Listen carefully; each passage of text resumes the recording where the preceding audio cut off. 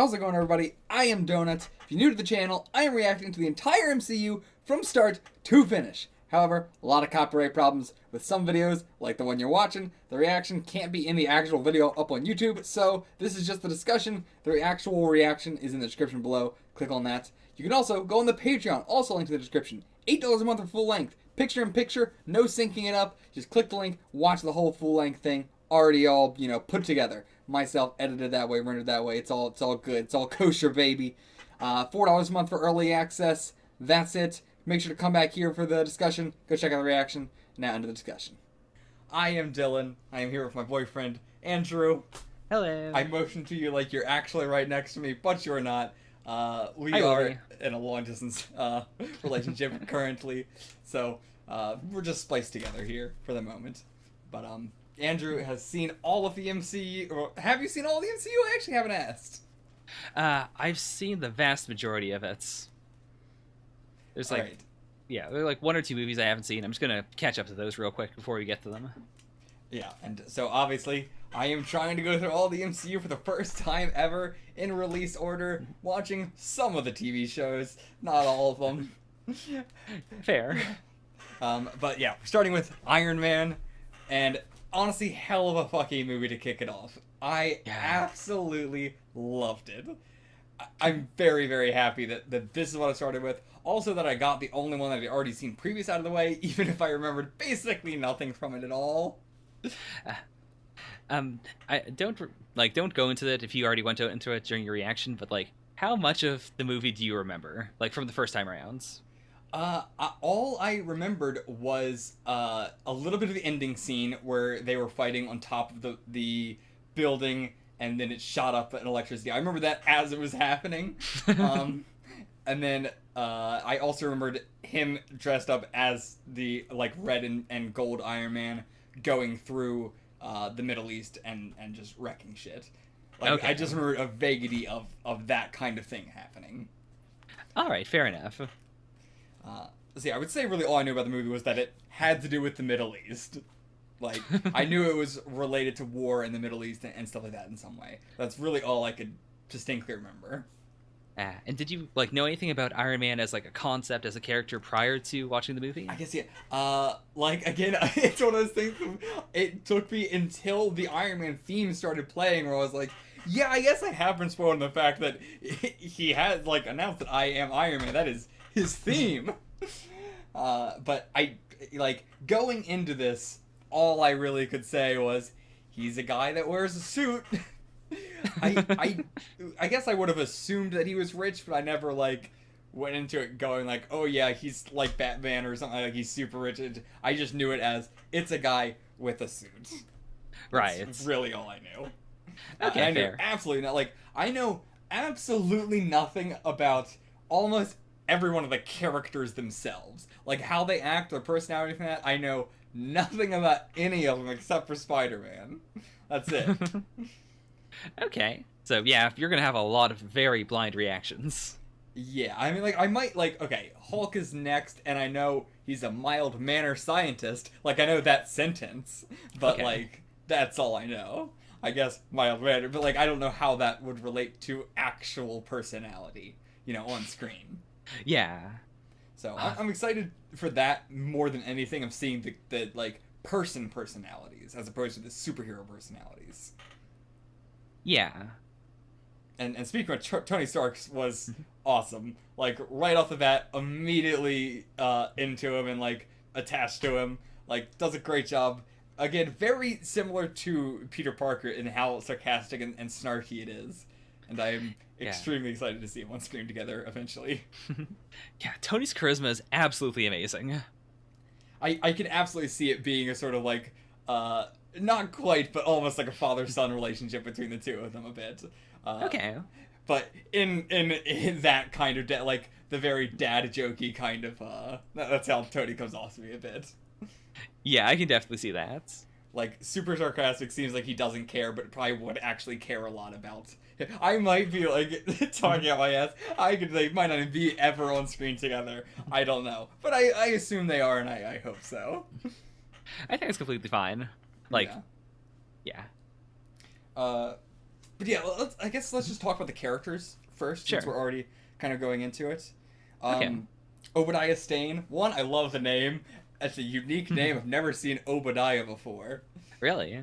No, like I haven't seen Jebediah. I think I even called him Jebediah by accident in my reaction at one point. But I love the name. It's a super cool, unique name. Yeah. Without it feeling like like a Pepper Potts. That's a very comic book name. Yeah. Obadiah is a very biblical name. Okay, that makes sense. Yeah. Like, Do you know in what kind of biblical sense? Do you know? not off the top of my head. Like, the story he was introduced in the Iron Man comics was a very, like, biblical allegory sort of thing. Okay. But I don't remember what story it was specifically. Yeah. Yeah. I actually was caught off guard with him being the villain. Like, I didn't even suspect it. I can't believe I didn't suspect it, but I'm glad that came as a shock to me. Because I really was not seeing it. I throughout the whole movie thought it was going to be the one black guy with the scar all over him. Okay. Yeah.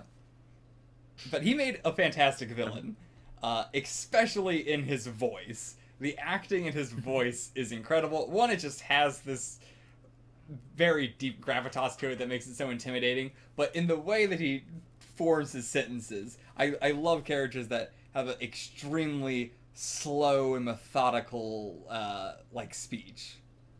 Yeah. He's great. Like, he's also just, like, he's got a powerful figure to him. Yeah, certainly. He's got just as a normal person, without them changing anything, just already has a comic book design to him. Yeah, and, like, I do appreciate it. It's not a situation where you look at him and he's like, oh yeah, he's the villain, because Stark Industries is an arms company. He looks like an arms dealer. Which, yeah, he sure. does. Like, even throughout it, I was saying, they're both kind of immature. Like, they're both not really seeming like a figurehead that's not really doing much overall, is what I thought they were gonna be trying to go with for sort of both of them. But yeah, I never took it as a villain. I just took it as yeah, he sure does look like the kind of guy who would do that job. Right. Yeah, a great way of doing it. Yeah.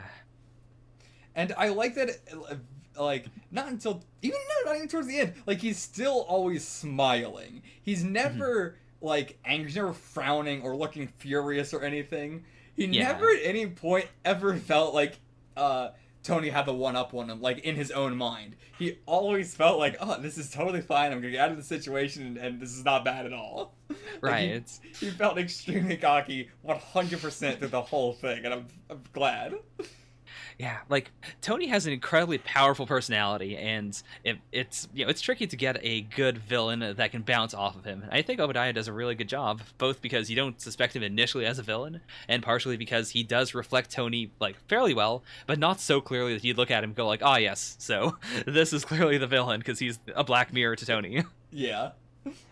I actually just realized, I think the only time he did get mad in the entire movie was when when Pepper was on the computer and he went around and saw her on a screensaver and went, that's normal. Nothing strange here. He immediately checked after she left. He did, but I can't believe that he was that stupid to be like, this is totally fine.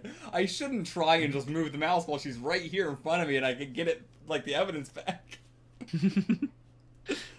But that was the one thing that took me out of his character a little bit. Yeah. But aside from that, I think he was a fantastic villain, extremely competent, and I do like the way that even when there was the twist, he didn't change his personality. His personality didn't shift to be, more intimidating or more evil. He just acted the exact same way. It's just now we saw it in a different light.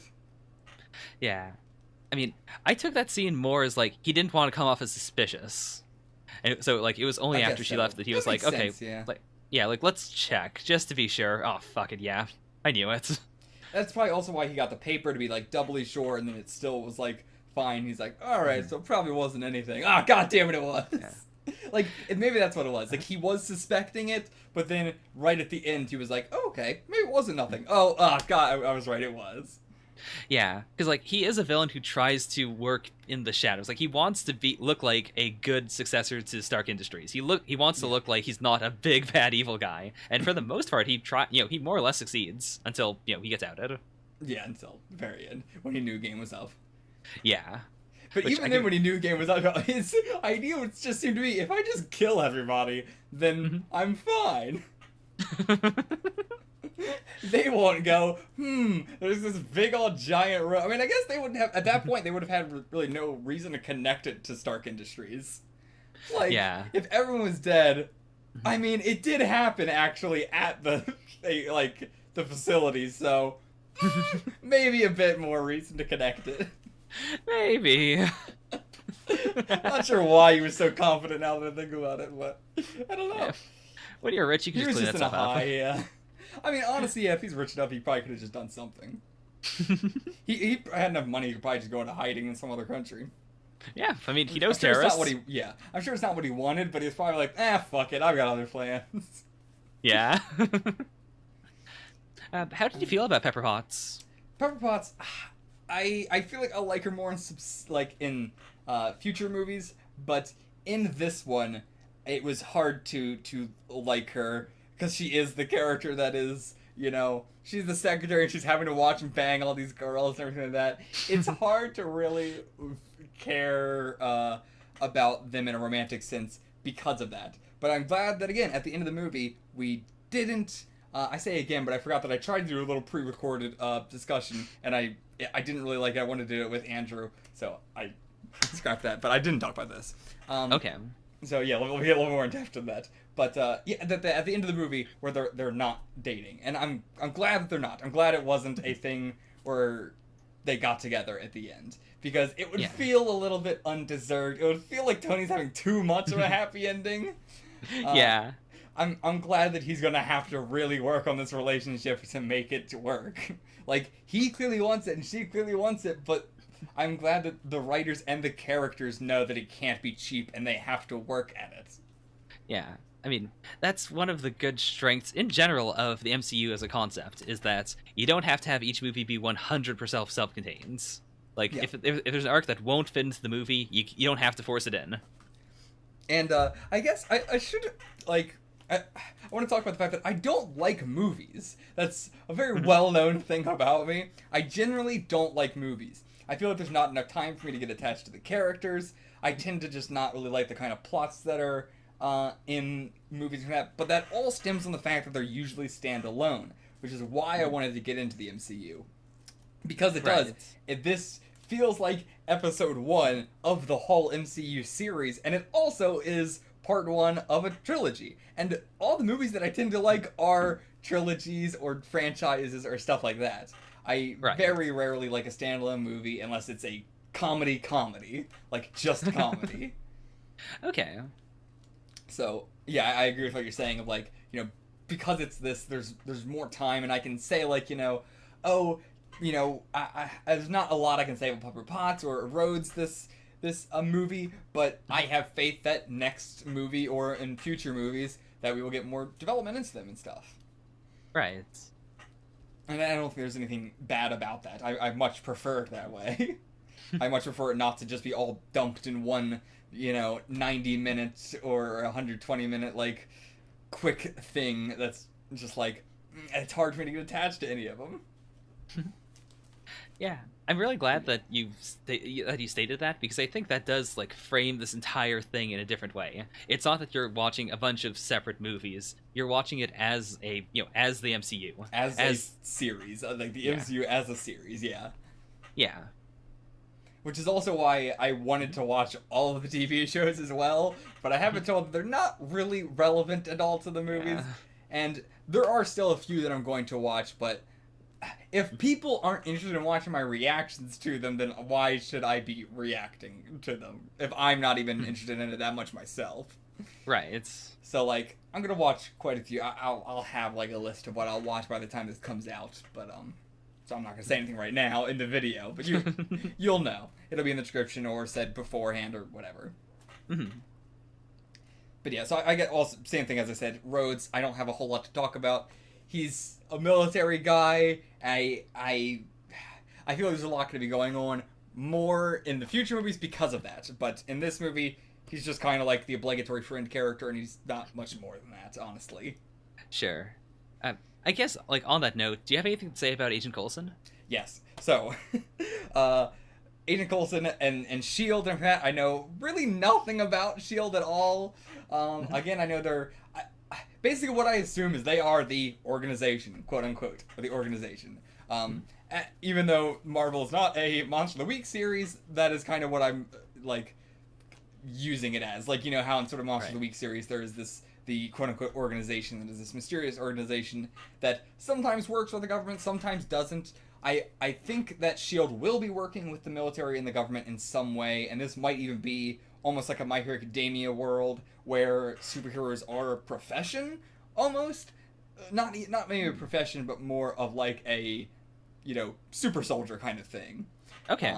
And I really hope that is what it is, because then it's also going to mean Rhodes going to be tied into that in some way. Not as a member of S.H.I.E.L.D. or anything like that, but Iron Man and the military, Iron Man being weapons and technology and stuff like that, it feels so fitting for it to be more tied into the military, and I can't imagine that the government's just going to let him go willy-nilly and do whatever he wants as Iron Man. That feels really weird if that was to happen. But, I mean, it's also comics, so it could just happen that way. But, like, because his identity is known is what I'm saying. Like, normally superheroes, they do it against the government's wishes, but it's fine because they have a secret identity. But, like, if he's doing against the government's wishes, they would just arrest him, right? I mean, like, you just go to his house. So, it has to be... there has to be a reason why he's allowed to do it, is I guess what I'm getting into. And if that's the case, I feel like it'll be tied into S.H.I.E.L.D. and the Avengers being not a group of superheroes, probably with secret identities for reasons other than government reasons. There's always other reasons. But, you know, the Avengers being a government force that is sent out, you know, in the same way that Navy SEALs are sent out or something. Okay. But yeah, so that's Agent Coulson. I don't have much to talk about. He was not a character. I mean, you know, he said like 2 lines in the movie. He was clearly just like, we're trying to build up into something here, and I assume he'll be more of a character when we actually get into S.H.I.E.L.D. Okay. I assume a lot of the movies will have that, where they'll have like a S.H.I.E.L.D. member that is like, it'll be cool in retrospect, but like in the movie, Agent Coulson is just an agent of S.H.I.E.L.D. is the best way to put it. Right. Really. Like, even Nick Fury at the end has a lot more of a personality than Coulson had throughout the movie. Yeah. His whole thing was just, hey, I want a meeting. Hey, we needed a meeting. Hey, this is the meeting. Yeah, that's about it. So, yeah. Last person I guess we can talk about is Yinsen. Oh, yeah. I really liked Jensen's role in the movie. I really loved him as an actor. I honestly think that like the 3 best actors in the movie are Robert Downey Jr., Jeff Bridges, and Sean Toom, which is Obadiah Stane and Jensen. Okay. Jensen was a really, really good actor throughout it, and he sold his death scene very well. It could easily have been very eye-rolly. It could have easily been a, like, I mean, I called it immediately. As soon as he's on screen, I'm like, alright, this guy's gotta die. But, like, I'm glad it didn't turn it into a moment of, okay, that's when he died, okay, blah, blah, blah. Like, I'm glad it I don't know, having that twist with him, you know, at the start, like, knowing that he was gonna die the whole time, like, that was the whole plan, like, it not being a thing where he sacrificed himself in the last moment, like, the whole time he's like, this is the plan, I've known it all along, and, like, you know, there was no reason for him to live. It wasn't a tragic, oh, you're leaving your family behind, or anything. Like, it felt like, okay, you know? It was a nice, peaceful death moment. Yeah, like, it was the end of his arc. He was finally reunited with his family in death. He knew they were dead. Yeah. And more so than that, throughout the whole movie, we never got a thing of Tony being, like, you know, triggered by something, by, like, Yinsen or anything. Like, it was never like a, I became a superhero because of Yinsen, or anything like that. It really was just, you know, he spent a couple months for him. I read like 3 months there with him. That's not a whole lot of time, comparatively. Like, it was enough for the death to affect him there, and it triggered him in that moment there, and I'm glad that, like, it wasn't a huge overarching thing in the movie or anything. It was just, like, the catalyst, but it's not still his reason. Yeah, like I think it makes sense to have the one person, the face you can put on it, but at the same time, it's more just the general situation he was in that turned him Yeah, around from being an arms dealer. absolutely.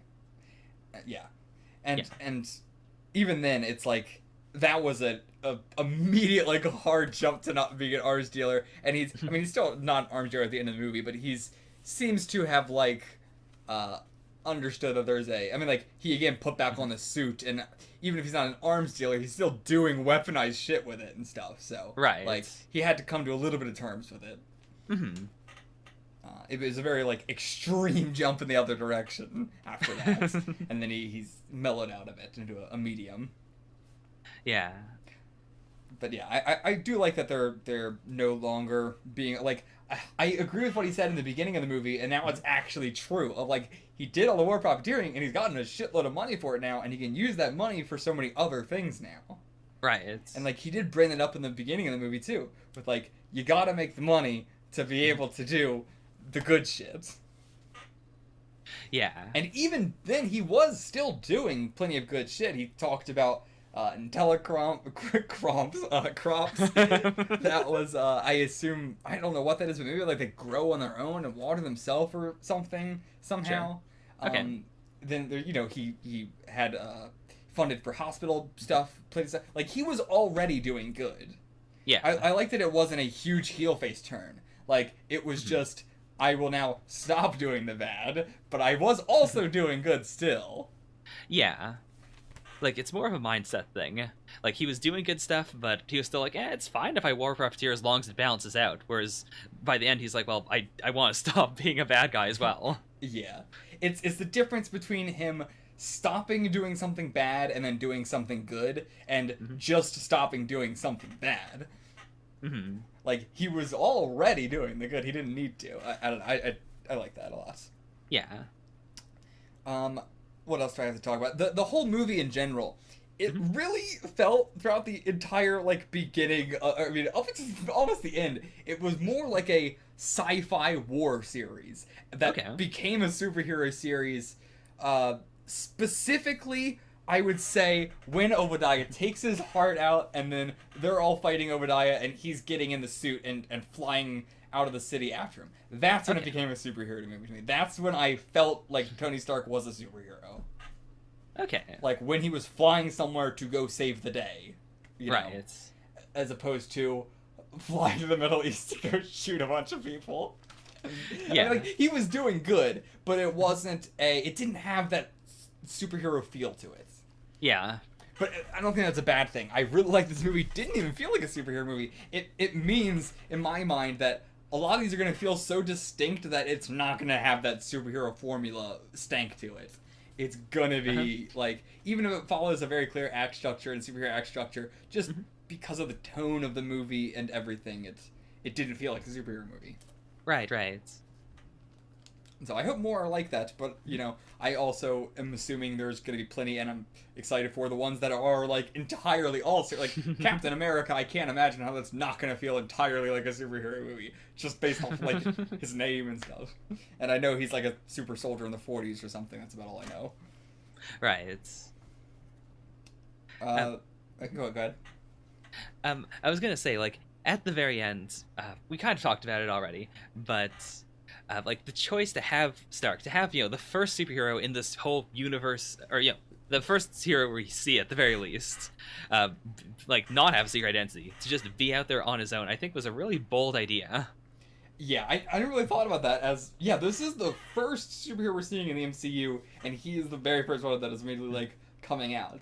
And as Nick Fury said, like, no, he just said, like, you think you're the only superhero, but, like, I do also think there's going to be a thing of, like, I doubt he's the only superhero to have his identity known. But honestly, I don't know, like, who else would even be like that. Like, the only other thing I can think of is, like, Thor, maybe, because I just think of Thor as being Thor. I never really think of him being something else. Like, okay. I don't know anything about any of these people, but in my mind, Thor is just a mythological figure. Thor, like, he's not a superhero. He's just an actual god. I don't know if I'm correct on that or not, but... So, like, I'm sure there is going to be other heroes who have their identity known, even if it's something like that, where they're superhero identity is just their identity. Yeah. But I guess that would still be inherently way different than what he did.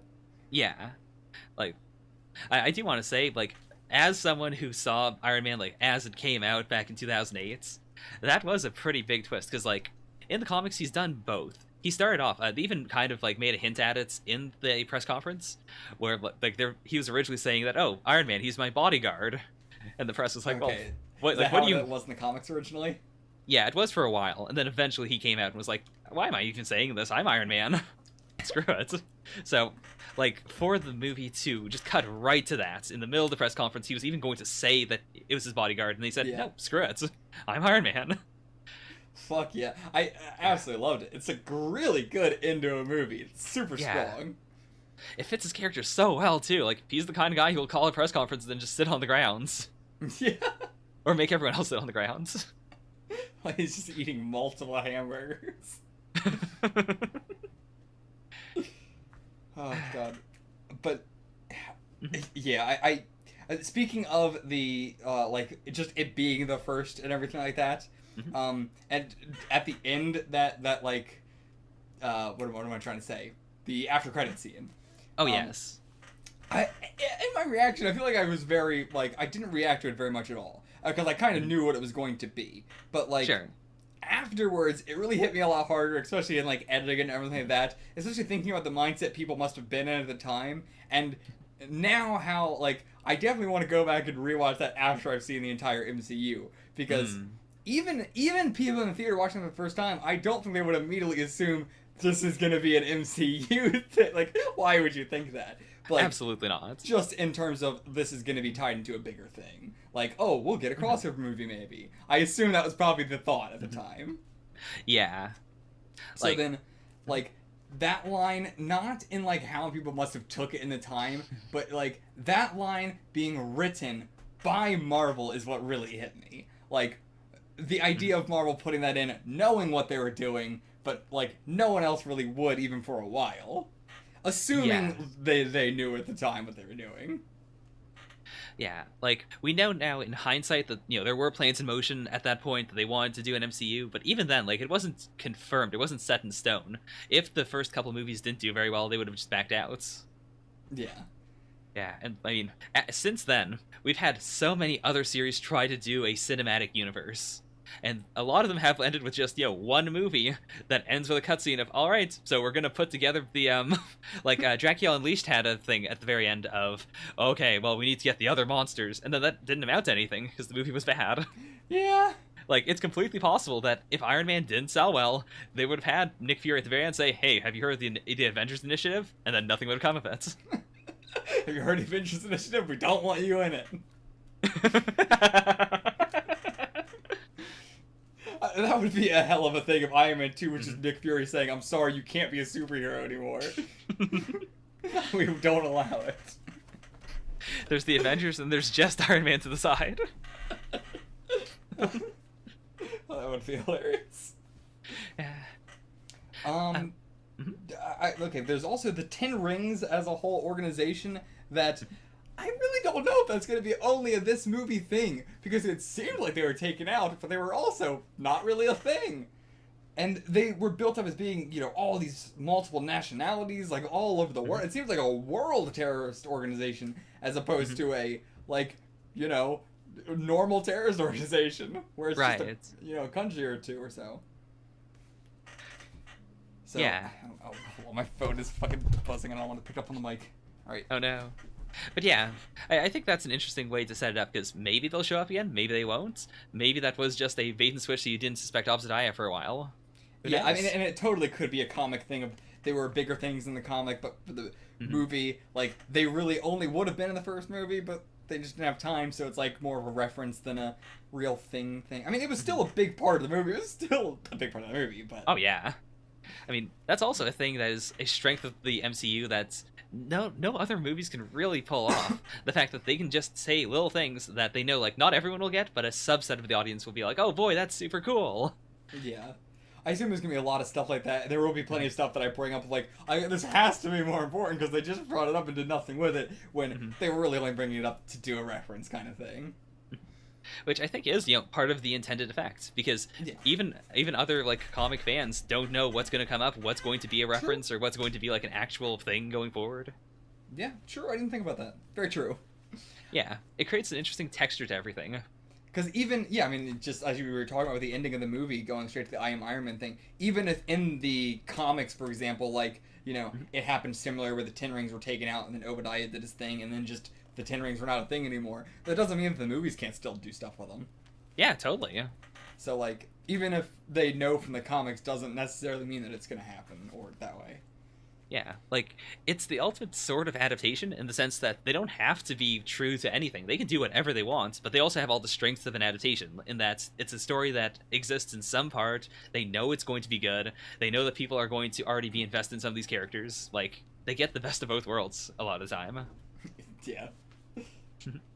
And I do appreciate that. Despite that, they also don't lean too hard into the idea of, oh, everyone will know this. We don't need to explain this. Like they do make it all Yes, very, I'm very happy self-contained. about that. Yeah. I'm not I hate that feeling of acting like I'm supposed to know something because I should be a fan of this thing that I'm already watching. Happens a lot in adaptations and stuff. And I'm not a fan of it, but thankfully, so far hasn't happened. Mhm. What else I have? Did I write down in my notes? Oh, I just want to talk about the suits in general. Oh, sure. Like, uh, the first one, obviously, I doubt we're ever going to see again. There's no real point for it to ever come back. The second one, I, again, don't think there's really a point for it to come back.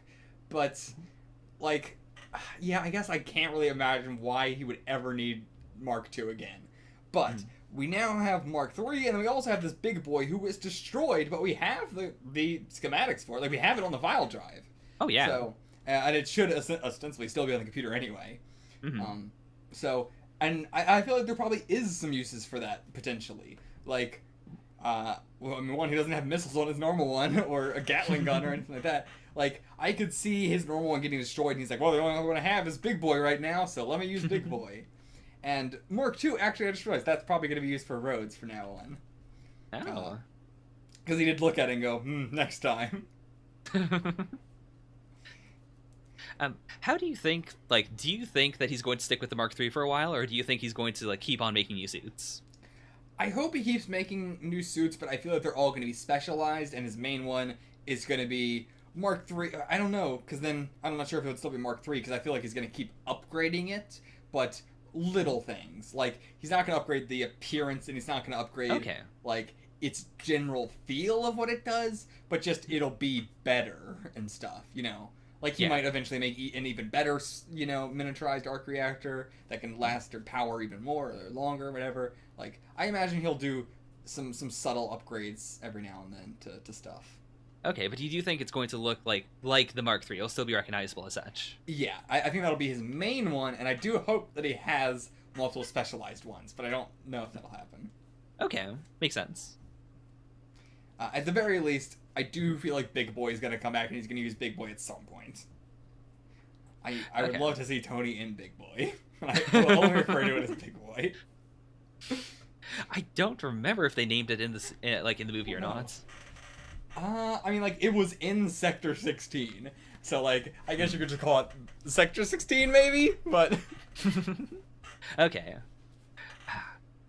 Because, that's definitely one of my personal weaknesses with the Marvel movies is that, sometimes they'll give things names, but they'll drop it in, one sentence, or in a way where, it doesn't seem like they're naming it, they're just saying a word.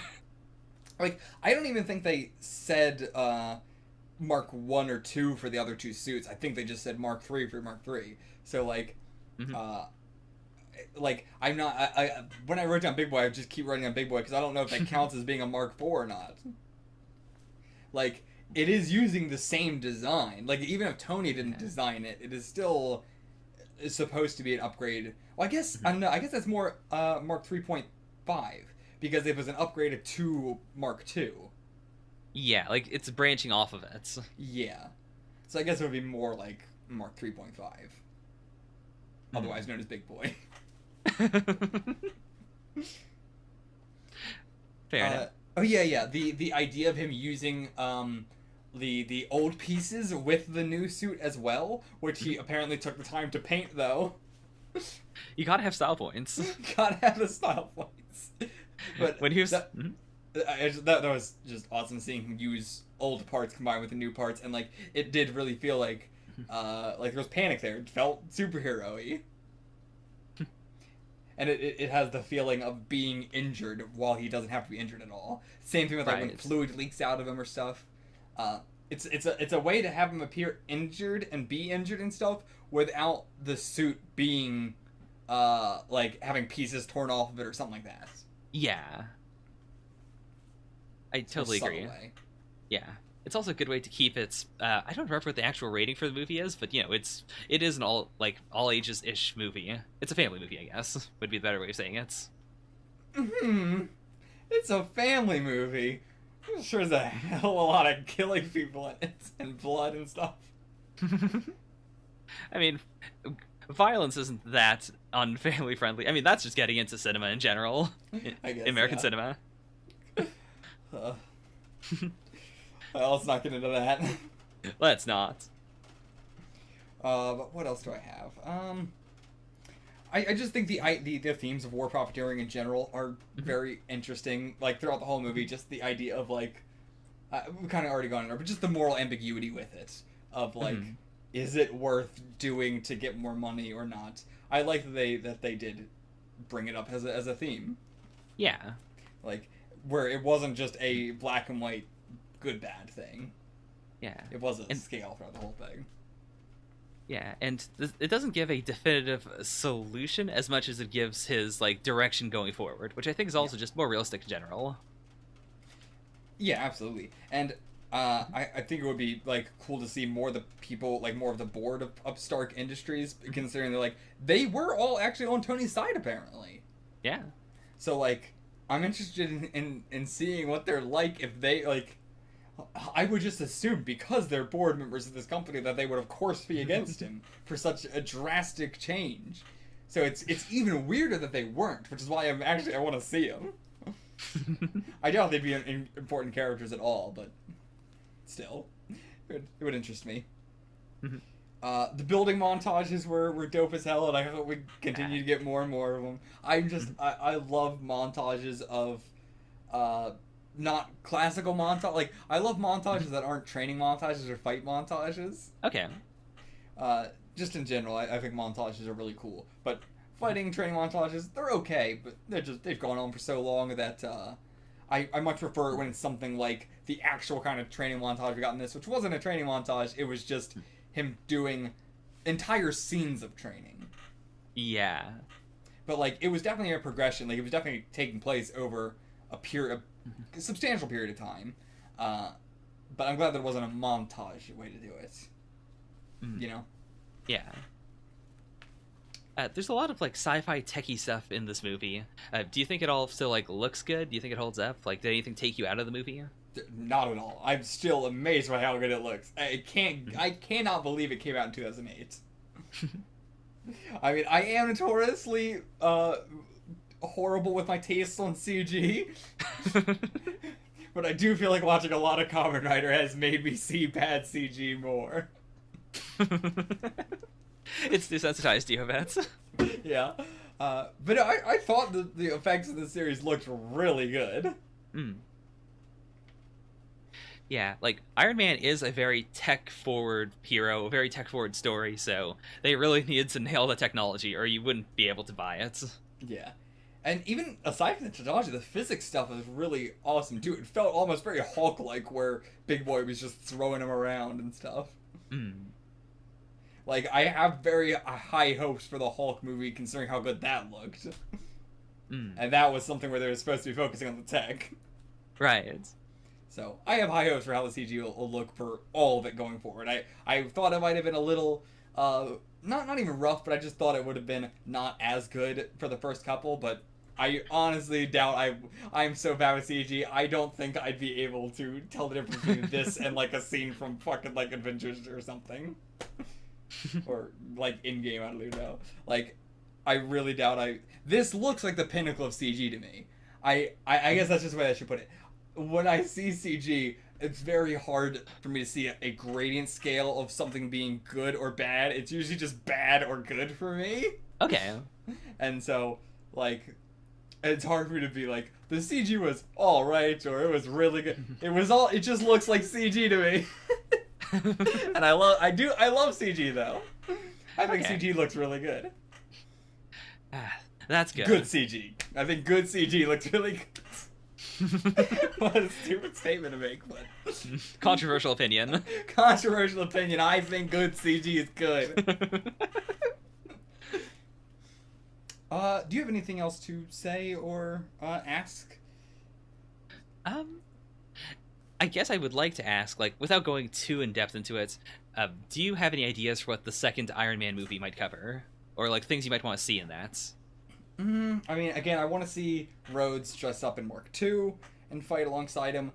I want to see Stark and Potts like working on their relationship. Okay. I actually would like that to be a big focus of the second movie, as well as much as it was a focus of this movie. I'll say.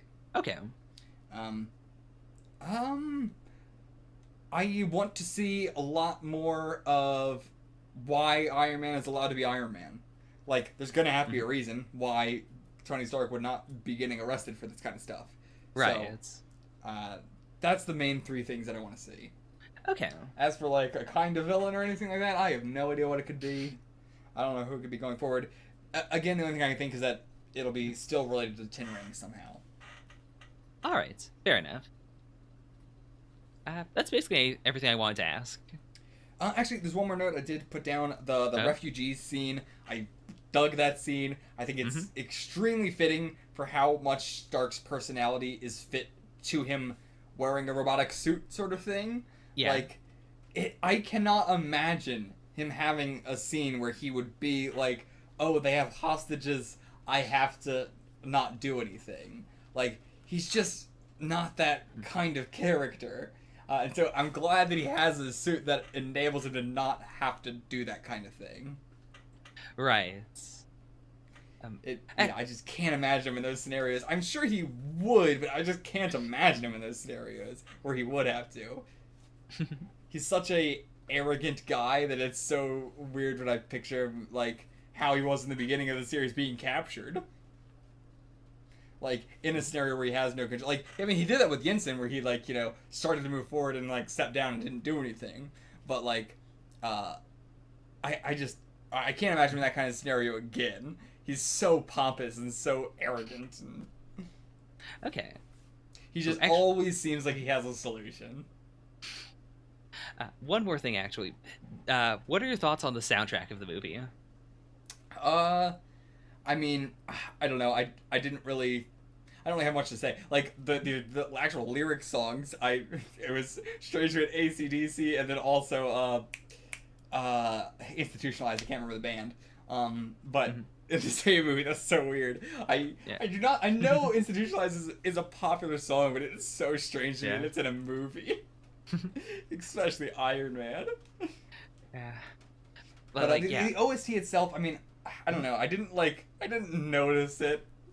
Sorry, I didn't notice anything stand out.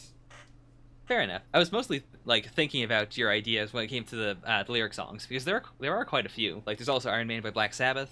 There's Slept on Tony by Ghostface Killah. That was for the movie, I believe. It came out in 2008. When did that one play? I actually don't remember that. It was somewhere like in the first act. I think it was during one of Tony's big ego moments, because like it is basically his like character song.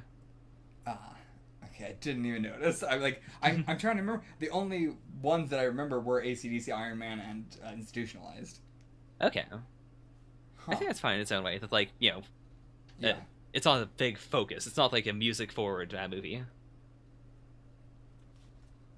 Was it during the casino? Was it? I think so. Okay. I think I might have just registered that as music playing in the casino or something. But yeah. I mean, the song choice is pretty good, yeah. But like, as for the instrumental OST and stuff like that, it didn't stand out to me. Okay. I do love the Iron Man theme, by the way. Like, just instrumentally, it's a fantastic theme. It is pretty iconic. Yeah. I mean, I don't know any other superheroes' themes. I'm I mean, I'm not like like I don't know a lot about Spider-Man, but I'm very into Spider-Man. I like Spider-Man a hell of a lot.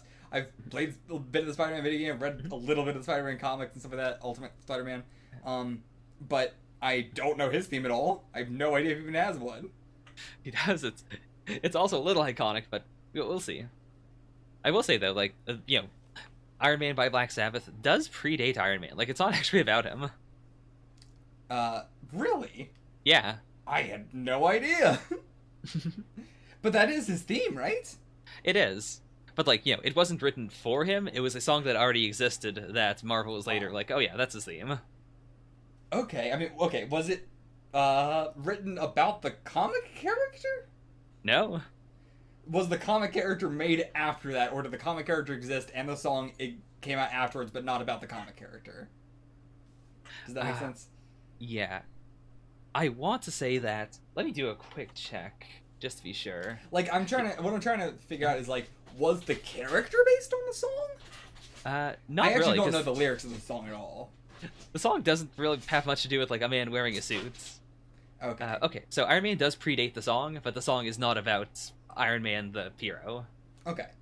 I don't know any lyrics to Iron Man, so... Mm-hmm. But that's very fascinating. Yeah, because it is just a song that was already popular that existed that then became the Iron Man song. That explains probably a lot more why I do know it. And the only other superhero theme that I can think of at all that I know is the Batman theme. Just the Batman. That's barely a theme. I can confirm that one was written for Batman. I sure hope so. All right, I guess that is it for this discussion. I do want to give a shout out to Laura Jean Shannon and Rebecca Bintgen. That is what I wrote down. But they were the costume designers for this movie. Fantastic suits, absolutely amazing. I don't know if costume designer qualifies for the suits at all, but I don't know what else it would be. Huh, I don't know that off the top of my head myself. I want to write down all like the costume designers for each of the movies because I want to try and figure out if I can tell which person designs my favorite costumes. Okay, that sounds like a fun idea. That would be interesting. Yeah. But yeah, I will see you guys for the Incredible Hulk. Go subscribe to Andrew's channel. What is it at this point? Dynamite Neko? Right now it's Dynamite Neko. Dynamite Neko also goes by Thermite Kitty. He does manga live reactions and stuff like that. So if you're into manga, go check it out. Thank you. There's plenty of other links in the description. That's all I'm gonna plug. Go check that out. Stick around, subscribe, and other info I might put at the end or it'll be in the beginning. I don't know what this is gonna be. Bye. Bye.